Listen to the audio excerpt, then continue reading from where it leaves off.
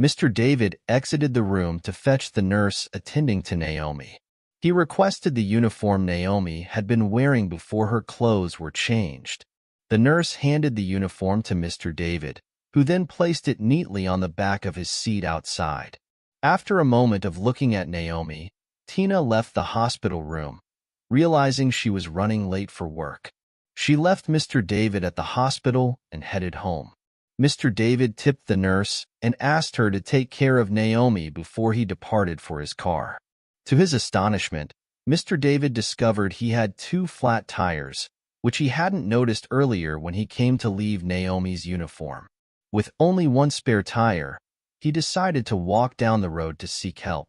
A few minutes later, Mr. David returned with assistance, and his tire was replaced. It was time for him to travel back to the city where he had hit Naomi to search for her parents. As Mr. David neared S City, something peculiar happened. He reached for the uniform he had placed on the back seat, but to his great bewilderment, it was missing. Mr. David immediately braked and decided to pull over to search for the uniform. He parked, got out, and searched, but the uniform was nowhere to be found.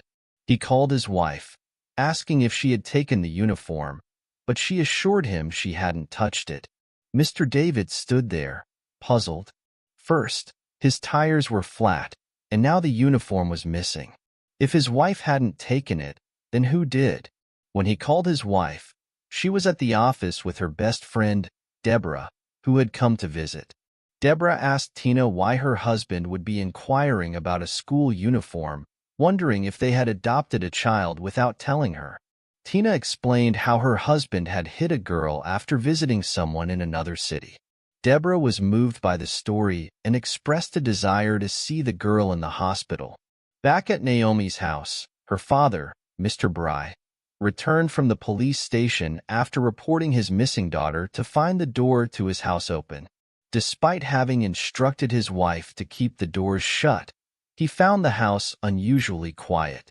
He slowly entered Naomi's room, finding his wife Sandra sitting on the floor, holding Naomi's teddy bear and crying. Mr. Bry, deeply saddened by his wife's state, comforted her and reassured her that the police would do their best to find Naomi. Sandra, distraught, questioned if Naomi had survived the operation and if that was why the man who hit her hadn't come looking for them. Mr. Bry urged her not to think negatively and to remain hopeful. He suggested they freshen up, eat out, and then visit the hospital in hopes that the man would return. Meanwhile, Mr. David was still perplexed about the missing uniform.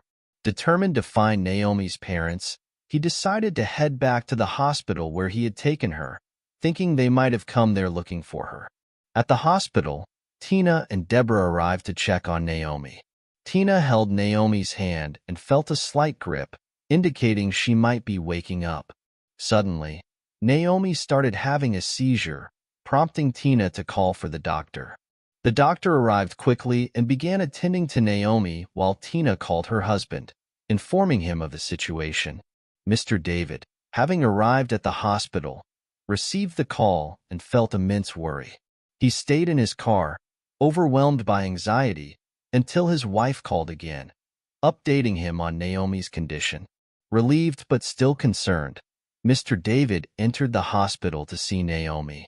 To his shock, he found Naomi's uniform back in his car, only for it to disappear again when he showed it to his wife.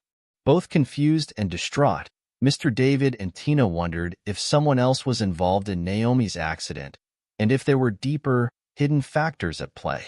They were left questioning what was really going on. Stay tuned for the next episode to uncover more of the story. Don't forget to subscribe, like, and share if you enjoyed this episode. See you in the next episode. Thank you and God bless.